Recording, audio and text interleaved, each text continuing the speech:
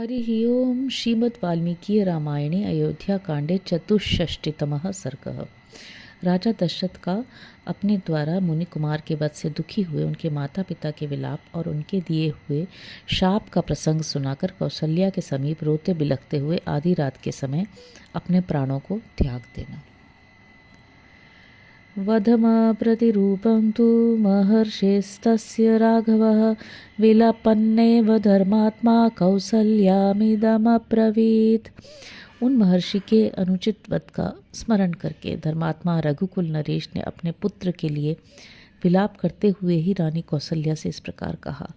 तद ज्ञानान् महत्पापं कृत्वा संकुलितेन्द्रियः एकस्वचिन्तयं बुद्ध्या कथं नु सुकृतं भवेत्। देवी, अनजान में यह महान पाप कर डालने के कारण मेरी सारी इंद्रियां व्याकुल हो रही थीं।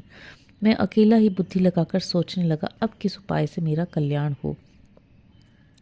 ततस्तं घटमादाय पूर्णं परमवारिणा आश्रमं तमहं प्राप्य यथाख्यातपथं गतः। तदनंतर उस घड़े को उठाकर मैंने सरयू के उत्तम जल से भरा और उसे लेकर मुनि कुमार के बताए हुए मार्ग से उनके आश्रम गया। तत्राहं दुर्बलावन्धौ वृद्धाव परिणायकौ अपश्यं तस्य पितरौ लूनपक्षाविव द्विजौ। वहाँ पहुंचकर मैंने उनके दुबले अंधे और बूढ़े माता पिता को देखा जिनका कोई दूसरा सहायक नहीं था। उनकी अवस्था पंख कटे हुए दो पक्षियों के समान थी। तन्निमित्ताभिरासीनौ कथाभिरपरिश्रमौ तामाशां मत्कृते हीना भूपासीनावनाथवत्। वे अपने पुत्र की ही चर्चा करते हुए उसके आने की आशा लगाए बैठे थे। उस चर्चा के कारण उन्हें कुछ परिश्रम या थकावट का अनुभव नहीं होता था। यद्यपि मेरे कारण उनकी वह आशा धूल में मिल चुकी थी तो भी वे उसी के सहारे बैठे थे।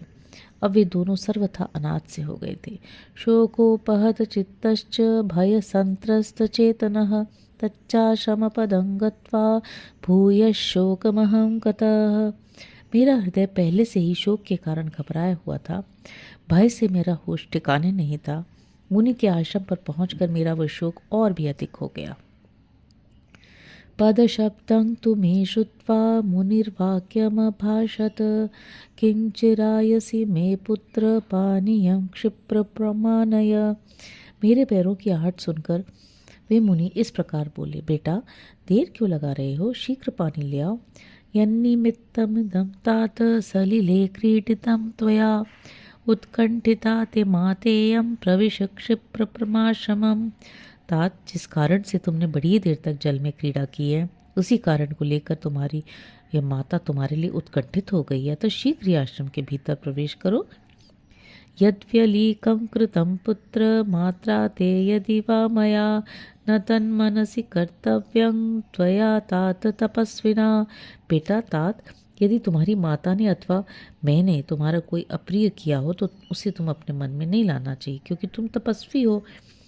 त्वंगतिस्त्वगतीनां च चक्षुस्त्वं हीनचक्षुषां समासक्तास्त्वयि प्राणाः कथं त्वं नाभिभाषसे।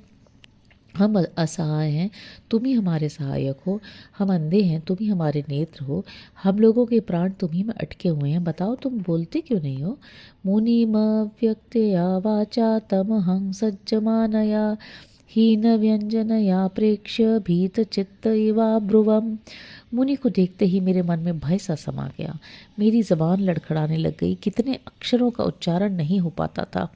इस प्रकार अस्पष्ट वाणी में मैंने बोलने का प्रयास किया। मनसः कर्म चेष्टाभिरभिसंस्तभ्य वाग्बलम् आचचक्षे त्वहं तस्मै पुत्र व्यसनजं भयम्। मानसिक भय को बाहरी चेष्टाओं से दबाकर मैंने कुछ कहने की क्षमता प्राप्त की और मुनि पर पुत्र की मृत्यु से जो संकट आ पड़ा था वह उन पर प्रकट करते हुए कहा। क्षत्रियोऽहं दशरथो नाहं पुत्रो महात्मनः सज्जनावमतं दुःखमिदं प्राप्तं स्वकर्मजन्। महात्मन, मैं आपका पुत्र नहीं, दशरथ नाम का क्षत्रिय हूँ। मैंने अपने कर्मवश यह ऐसा दुख पाया है जिसकी सत्पुरुषों ने सदा निंदा की है। भगवंश्चापहस्तोऽहं सरयूतीरमागतः जिघांसु श्वापदं किंचिन्निपानेवागतं गजम। भगवान, मैं धनुष बाण लेकर सरयू के तट पर आया था। मेरे आने का उद्देश्य था कि कोई जंगली हिंसक पशु अथवा हाथी घाट पर पानी पीने के लिए आवे तो मैं उसे मारूं। ततश्रुतो मया शब्दो जले कुम्भस्य पूर्यतः द्वीपोऽयमिति मत्वाहं बाणेनाभिहतो मया। थोड़ी देर बाद मुझे जल में घड़ा भरने का शब्द सुनाई दिया। मैंने समझा कोई हाथी आकर पानी पी रहा है, इसलिए उस पर बाण चला दिया।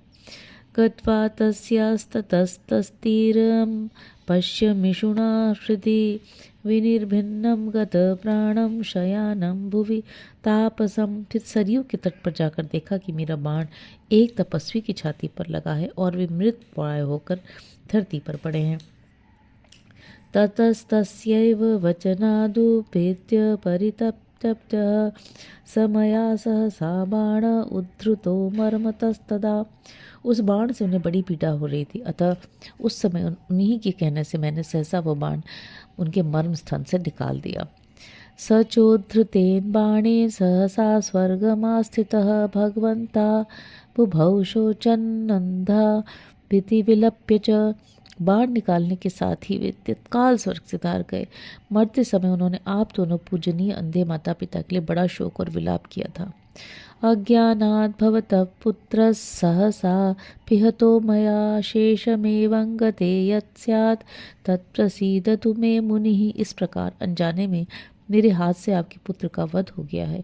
ऐसी अवस्था में मेरे प्रति जो शाप या अनुग्रह शेष हो उसे देने के लिए आप महर्षि मुझ पर प्रसन्न हो।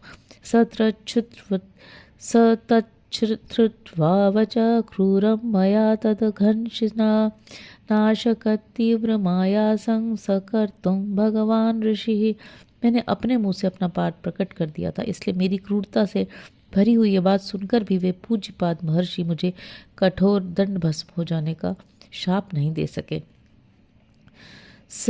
बाष्पूर्ण वदनो निश्वसन शोकमूर्छितः मामुवाच महातेजा कृतांजलिमुपस्थितम्। उनके मुख पर आंसुओं की धारा बह चली और वे शोक से मूर्छित होकर दीर्घ निश्वास देने लगे। मैं हाथ जोड़े उनके सामने खड़ा था।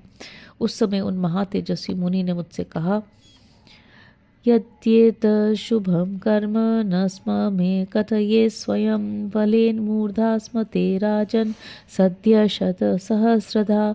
राजन, यदि वह अपना पाप कर्म तुम स्वयं वह यहाँ आकर न बताते तो शीघ्र ही तुम्हारे मस्तक के सैकड़ों हजारों टुकड़े हो जाते।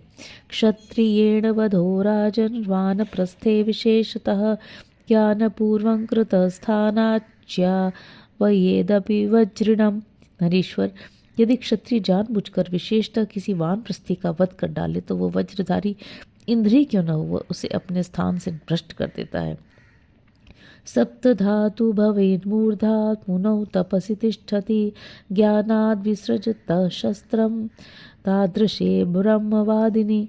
तपस्या में लगे हुए कैसे ब्रह्मवादी मुनि पर जानबूझकर शस्त्र का प्रहार करने वाले पुरुष के मस्तक के 7 टुकड़े हो जाते हैं।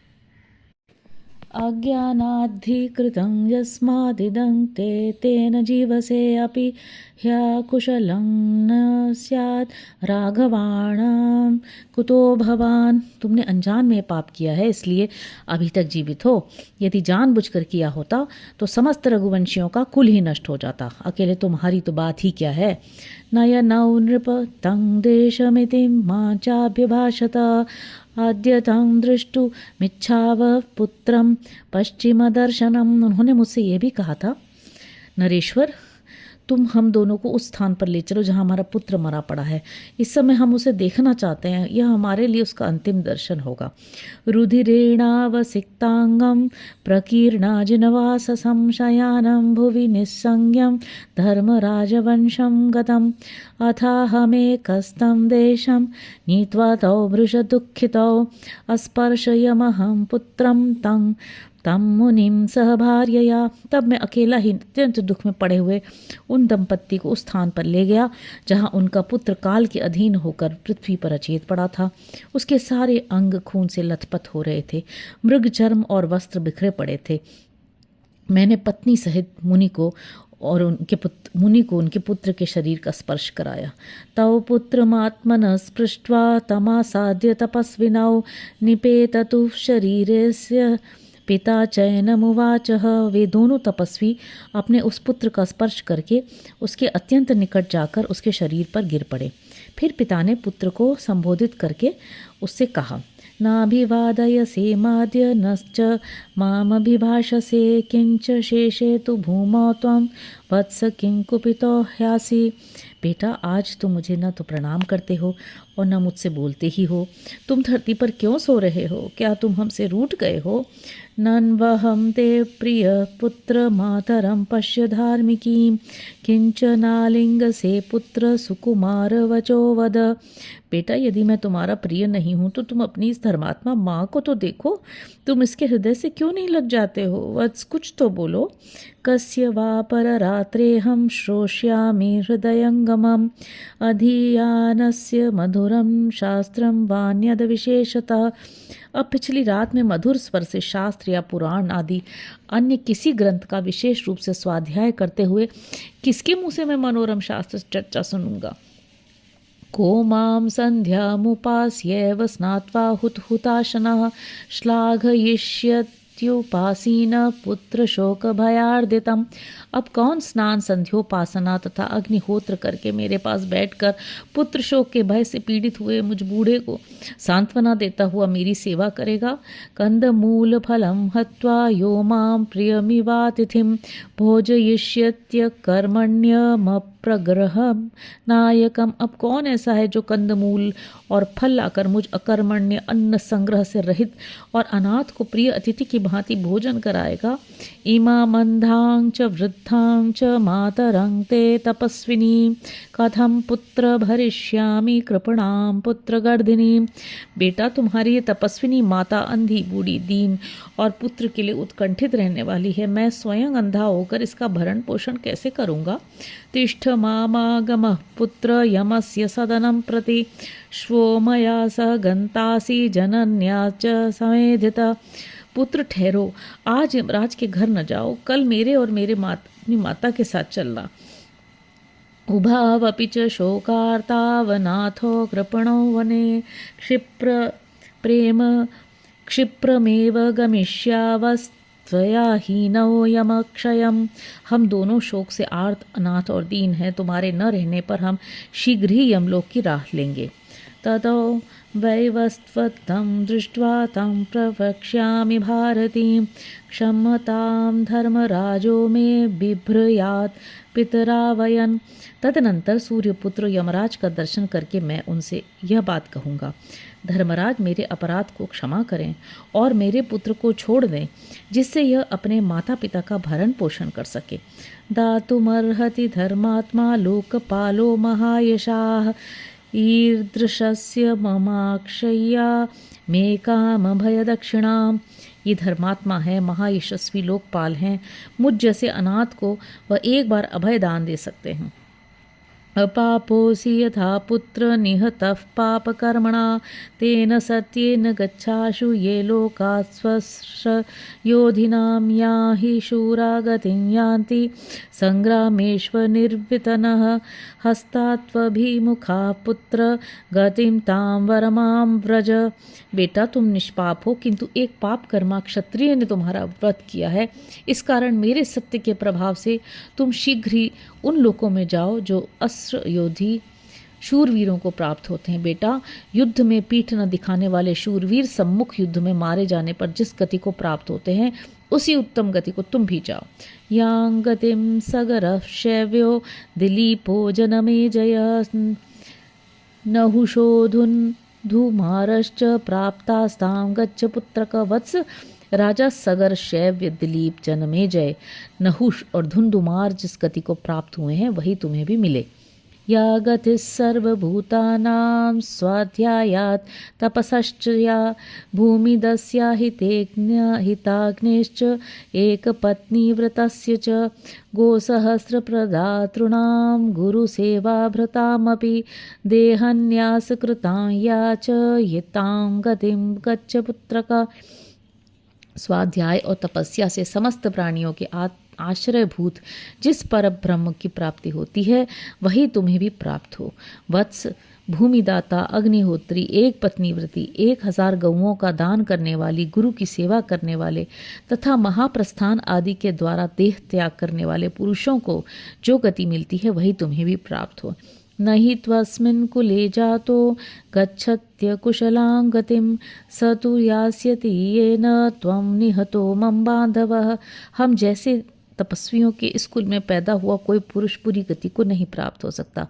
बुरी गति तो उसकी होगी जिसने मेरे बांधव रूप तुम्हें अकारण मारा है। एवं सकृपणं तत्र पर्यदेवयता सकृत ततोस्मै कर्तुमुदकं प्रवृत्तः स भार्यया।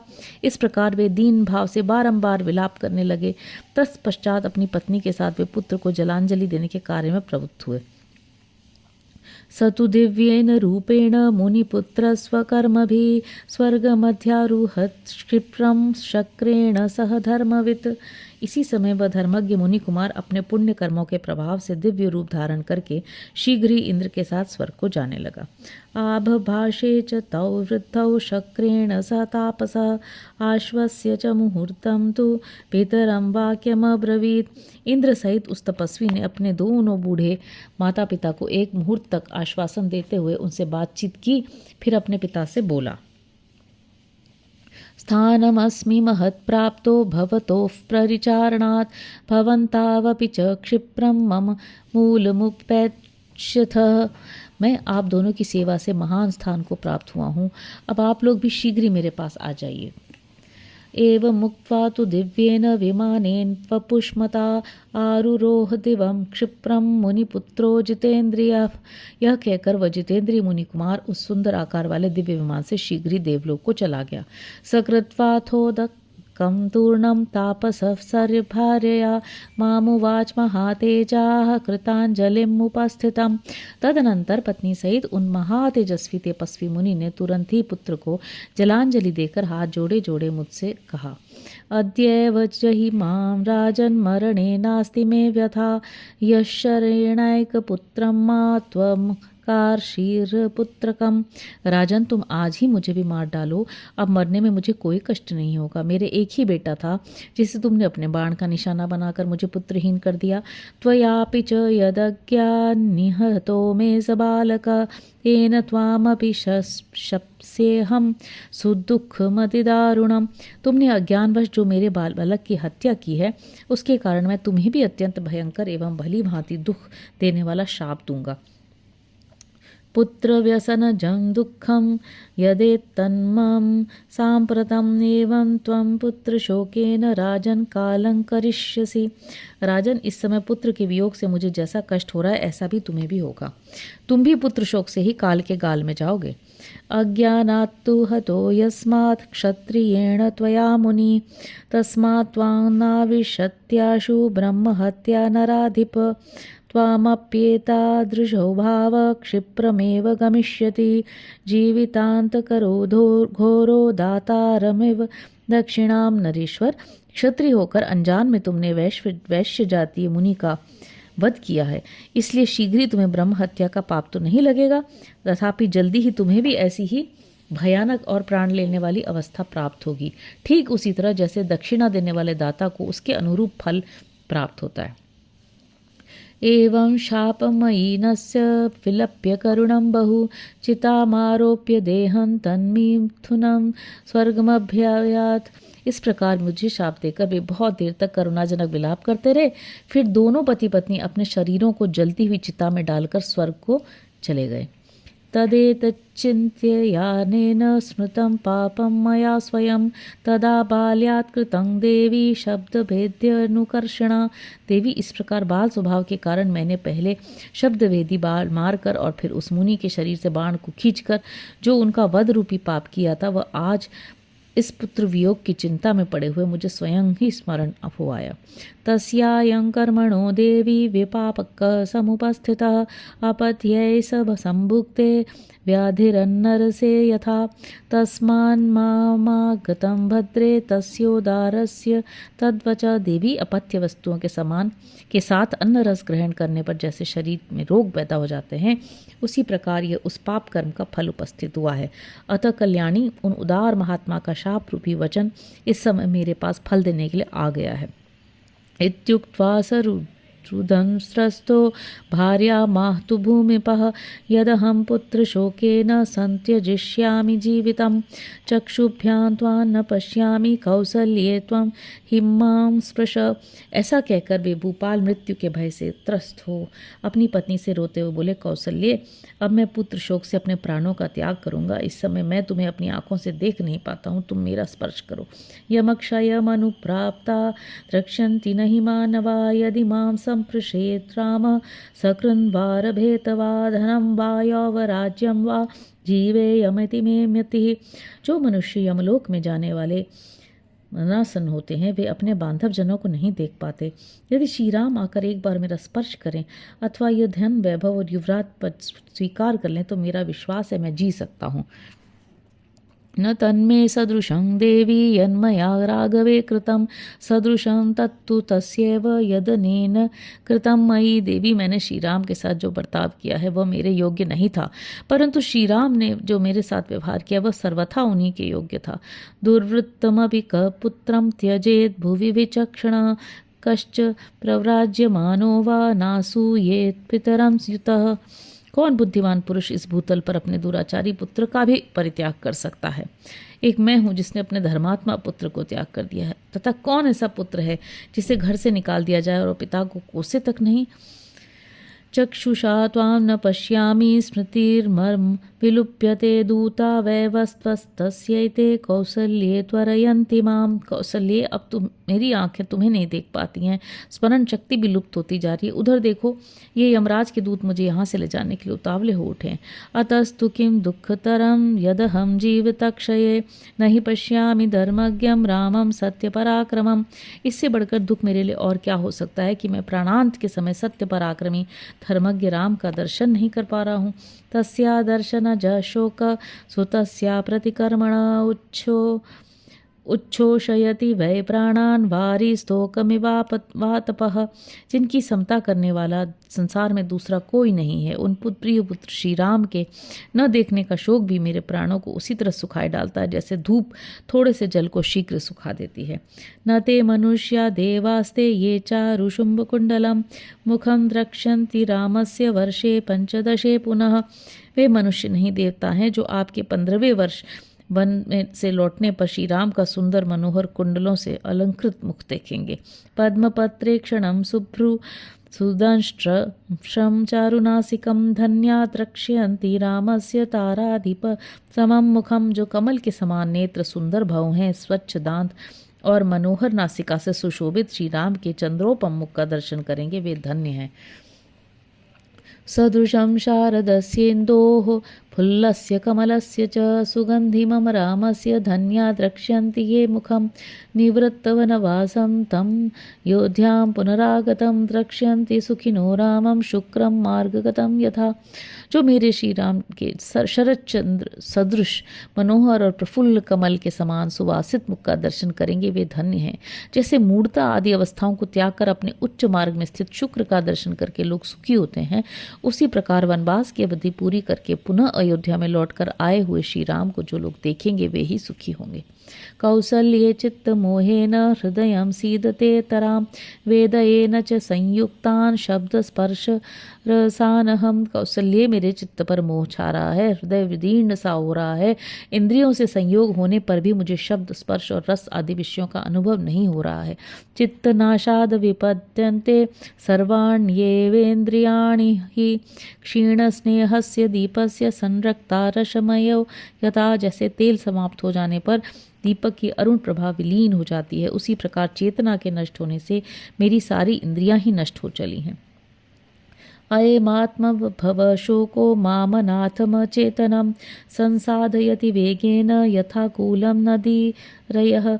जिस प्रकार नदी का वेग अपने ही किनारे को काट गिराता है, उसी प्रकार मेरा अपना ही उत्पन्न किया हुआ शोक मुझे वेग पूर्वक अनाथ और अचेत किए जा रहा है। हा राघव महाबाहो, हा ममायासनाशन, हा पितृप्रिय मेनाथ, हा ममासी कतसुत, हा महाभाऊ रघुनंदन, हा मेरे कष्टों को दूर करने वाले श्री राम, हा पिता के पुत्र, हा मेरे नाथ, हा मेरे बेटे, तुम कहाँ चले गए। हा कौसल्ये न पश्यामि, हा सुमित्रे तपस्विनी, हा अनुशंसे ममा मित्रे कैकेयी कुलपासनी। हा कौसल्या, मुझे कुछ दिखाई नहीं देता। हा तपस्विनी सुमित्रे, अब मैं इस लोक से जा रहा हूँ। हा मेरे शत्रु क्रूर कुलांगार कैकेयी। इति मातुश्च रामस्य सुमित्रायाश्च सन्निधौ राजा दशरथ शोचन जीवितांतमुपागमत्।